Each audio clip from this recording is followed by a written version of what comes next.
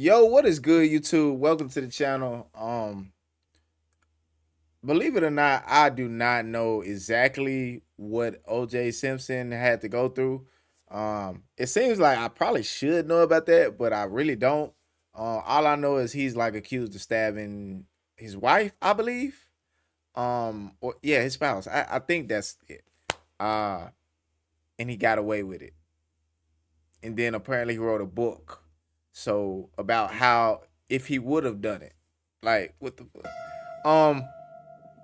Make sure y'all like and subscribe to the channel. We're about to get straight into it. I'm very curious. Hopefully I can get an in-depth, detailed explanation of exactly what happened. And let's do it.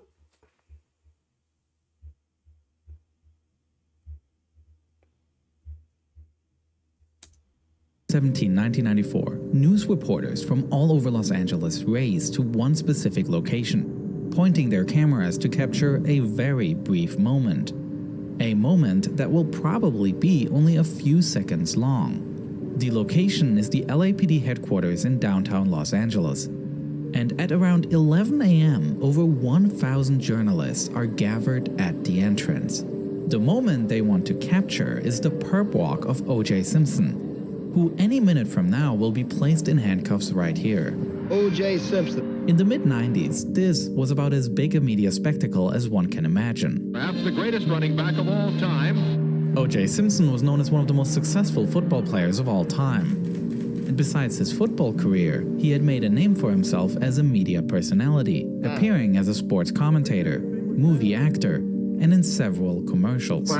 Dang, bro, you had all of that? Damn! Bro, talk about capitalizing off of everything. Goddamn, like start off as a football player, probably get in commercials. Now you in acting, and oh man, that's media personality. Oh man, like so he was lit. And not only would he be placed in custody, it would also be for one of the most serious. My bad. This like, who can I say? Who a media personality that? This like Shannon Sharp. If Shannon Sharp do some crazy shit like this, right? Or somebody else I know, like Charles Barkley, start doing movies. Nah, go ahead. Crimes imaginable, as O.J. Simpson was the main suspect in a double homicide investigation. A double homicide? 5 days earlier, in the Brentwood area of Los Angeles, 2 dead bodies were found. The victims were Nicole Brown and Ron Goldman, murdered in front of Brown's apartment. Nicole was O.J. Simpson's ex-wife, who for many years had been harassed by her former partner, both during the marriage as well as afterwards. O.J. is said to have regularly stalked her as well as been violent towards her. 911 emergency. Can you get someone over here now to 325 Gretna Green? He's back. Please. Well, okay, what does he look like? He's O.J. Simpson. I think you know his record. The second victim, Ron Goldman, was a friend of Brown's, and he just happened to be at Brown's apartment that night to drop off something she had forgotten. Yeah, some deer. Yeah, that was going on. A friend. Nah, it might be traces of a perpetrator's blood were discovered at the crime scene, and this evidence was incriminating O.J., who became the main suspect.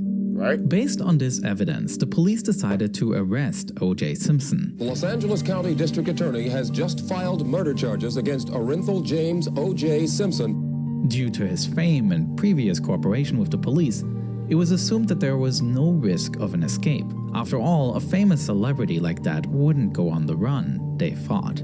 And so, an agreement between the police and O.J.'s lawyers was made, allowing him to turn himself in at the police station, leading to this crowd of reporters. But this is where things go differently. Time passes, and after more than 2 hours, the reporters are suddenly asked to come inside the building. Not knowing why, they are stunned to hear the police statement.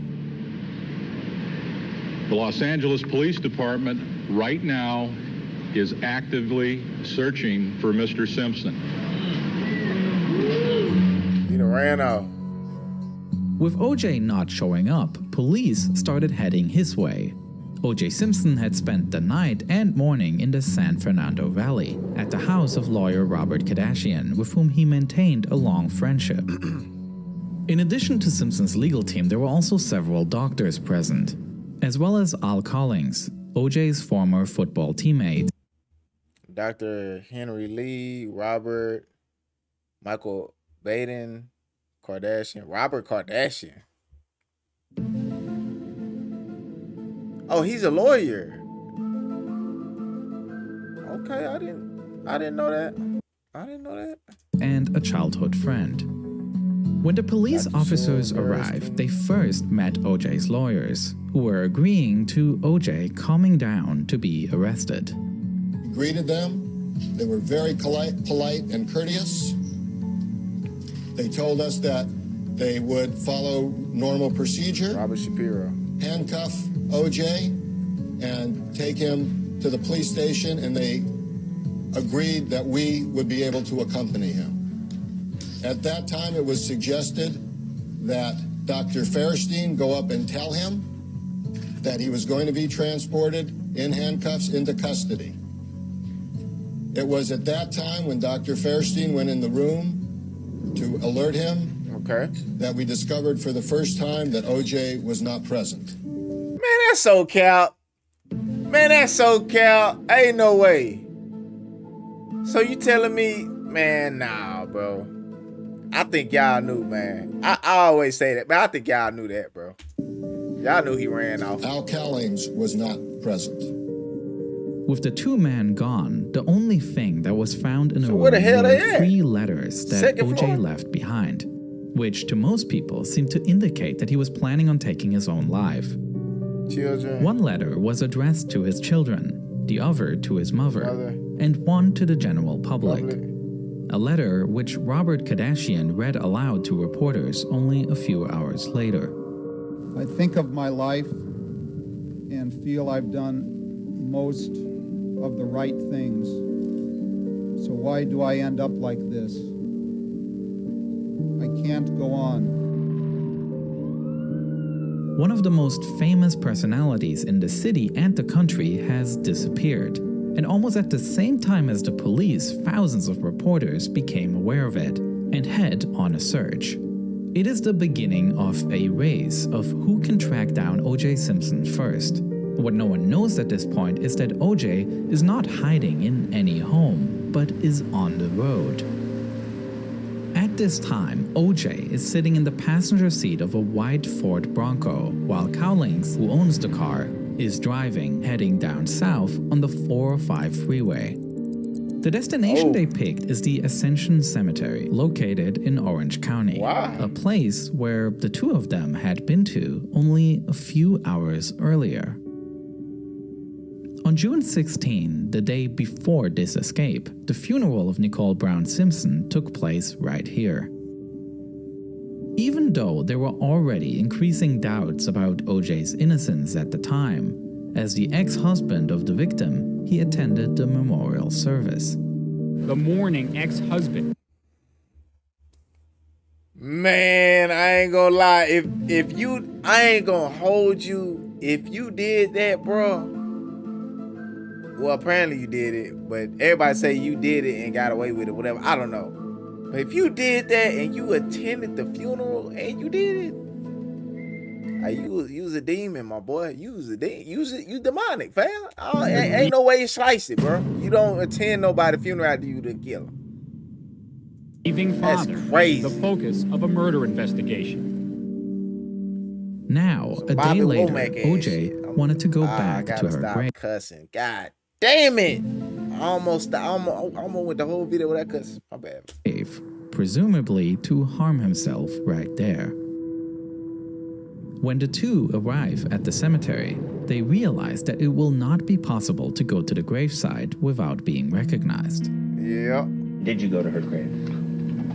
Yes. Well, we never made it there because there was a police car blocking the entrance. They wouldn't let you in? Well, AC saw him and avoided going in. Unsure on what to do next, Cowlings parks the car near the cemetery. According to his own statement, O.J. wanted to wait for the police to leave so he could still go to the grave. While they were waiting, they turn on the radio, and they notice that there are reports on almost all frequencies about a large-scale search for the two. Presumably, in order not to be recognized, OJ now moves from the passenger seat to the back seat and lies down. And he instructs Cowlings to drive back up north, heading to his house, with the goal of meeting his mother there. Ain't no way. Knowing that there is an active manhunt for him, OJ Simpson then decides to call the police himself, who immediately trace the call to determine where it's coming from. The signal appears to originate near the El Toro Y interchange. Attention all units and stations for Station 18 per LAPD. Attempt to locate 187 suspect. Southbound 5 freeway from El Toro at 16:46 hours. In a white 1993 Ford Bronco, possible plate 3 Delta Hotel Yankee 503. With this information, it doesn't take long until the first police car spots the vehicle. 241, I'm behind it. Occupied by a male black. Northbound 5, north of Red Hill. Oh, man. Journalists all across LA were listening into police radio, and soon, the first news chopper finds the chase and goes live on air.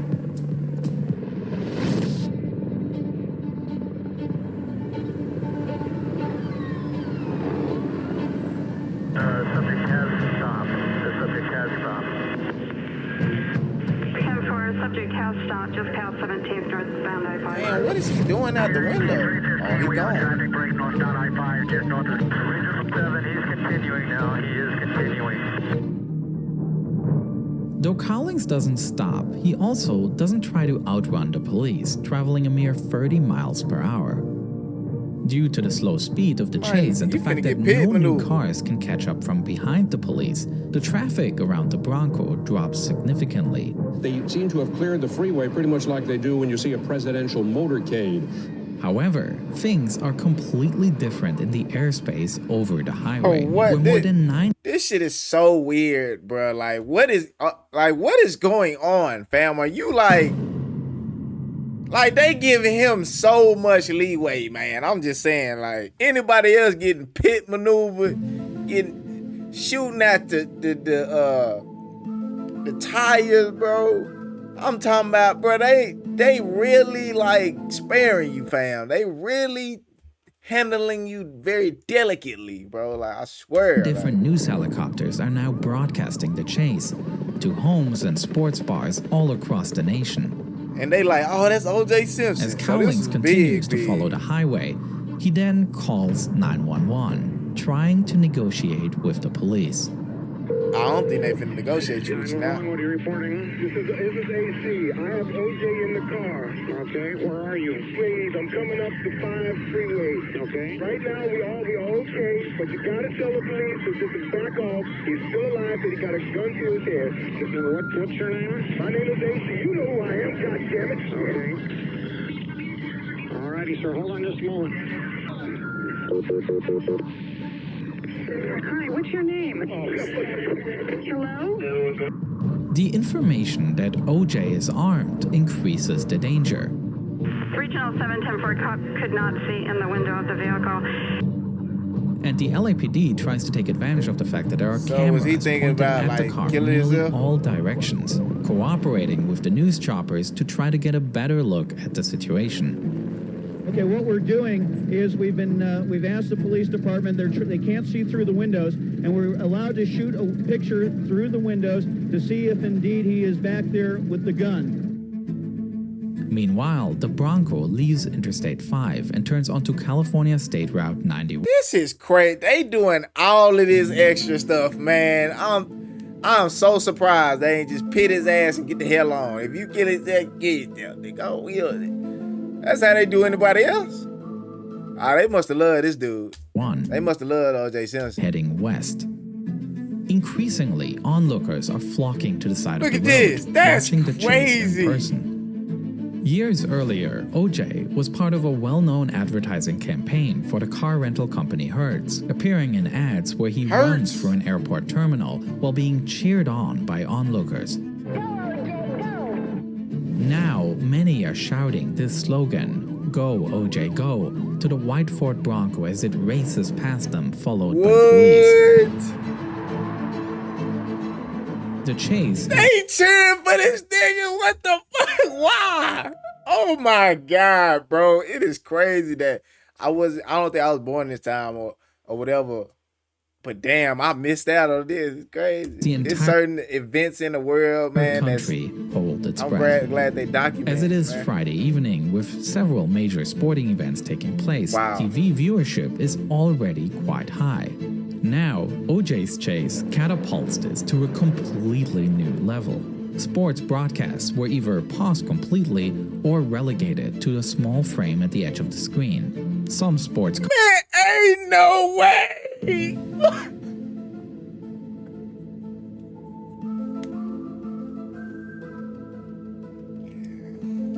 Oh my, you telling me that's crazy as hell. You telling me they just showing a little part of the game with the game going on, but guess what's going on? This motherfucker OJ still running. What the hell?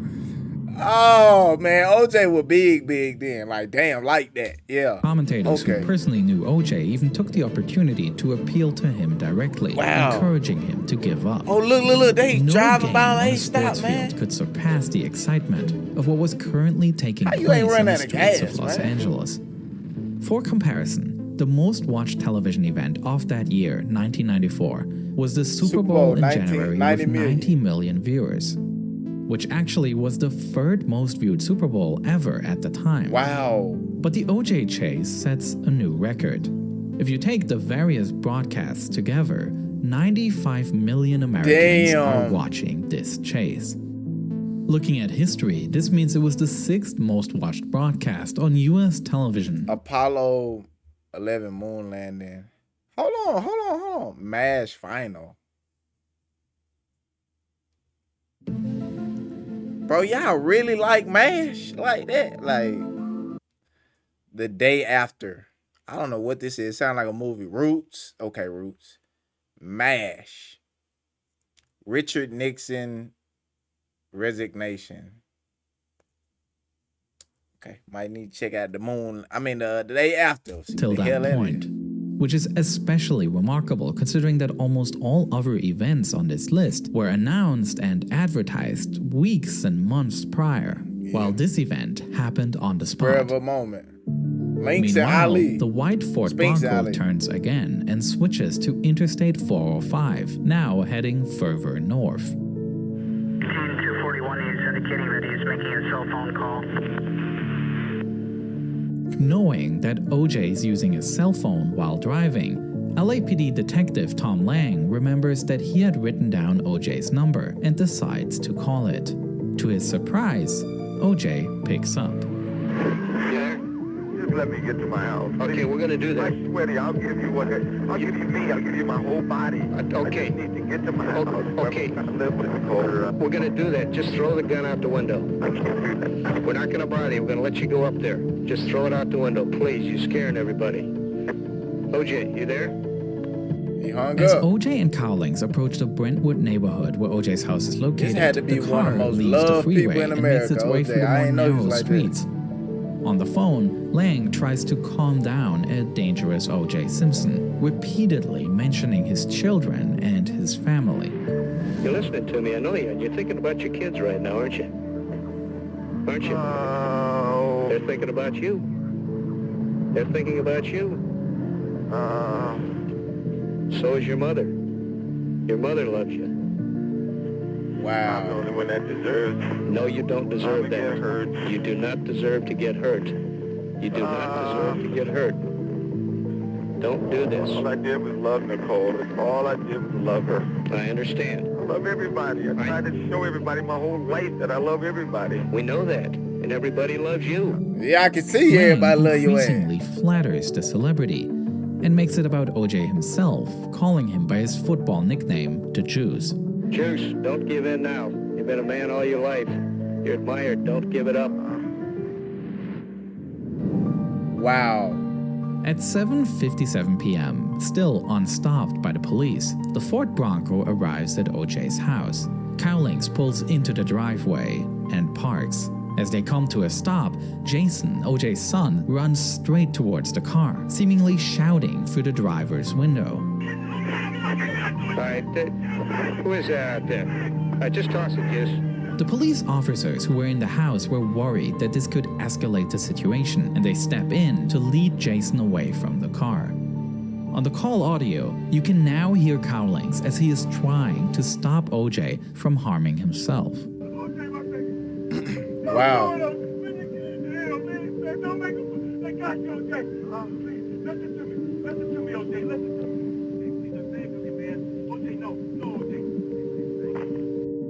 If there is anyone at this point who still doubts that the extremely cautious approach by the police throughout this chase is atypical to how LAPD operated at that time, Hell no. Hell no. Ain't no way. I think they doing this because America as a whole just loved this guy at the time, or whatever the case may be. But ain't no way they handle every situation like this delicately. I think any other person would have got blown off the damn freeway. Pit maneuver. Yeah, just like that, man. Ain't no way, bro. What's next will make it clear. Over a period of 15 minutes, negotiations between the car and police take place. Occasionally, Cowlings even steps out of the car, shouting at officers who seem to approach them. Ultimately, they come to an agreement. OJ will surrender himself, but on his own terms. He leaves the car and is allowed to go into the house, where his lawyers also arrive. Here, OJ is allowed to drink a glass of orange juice and have a phone call with his mother. Only then. What? Oh my. Was this like the most famous motherfucker of all time? I cannot believe I do not really know about OJ Simpson like that, but I can tell this got to be the most loved person in America at the time. Got to be. They let you go in the house, drink some orange juice, and talk to your mama for what? I see cops how they treat everybody else, but oh my God, what the hell is going on? He's being handcuffed and placed into a police car, heading to the LAPD Parker Center to be placed in custody. Wow. The chase has come to an end. Besides working on this story, I recently spent a lot of my time crafting a video about a completely different escape attempt. Not a chase where someone tries to escape the law, but instead a captivating story about trying to escape an oppressive regime. Back when Germany was a divided country with a brutal border strip that made it impossible to flee from the East German dictatorship, two families came up with an insane plan. They decided to build their own homemade hot air balloon and would risk their lives to try to fly to freedom. I am immensely proud of this documentary I produced, for which I even got to interview Günther Wetzel, one of the men building the balloon. This video is part of my ongoing Nebula Original series Underexposure, a series where I US military documentaries that are none of them are with service. Oh, that's it. But since I am extremely damn. That's it. Y'all like, comment, subscribe to the channel. That was my reaction to the incredible OJ Simpson case. I now realize I've missed an era of a man that had to be the most popular person ever of all time. Swear to God. Ever of all time in everness. I've never seen the cops act like that. Every cop liked him or something. We finna get up out of here, yes sir. If y'all want to react to something else, put in the comment section down below. Without further ado, we finna get up out of here, yes sir.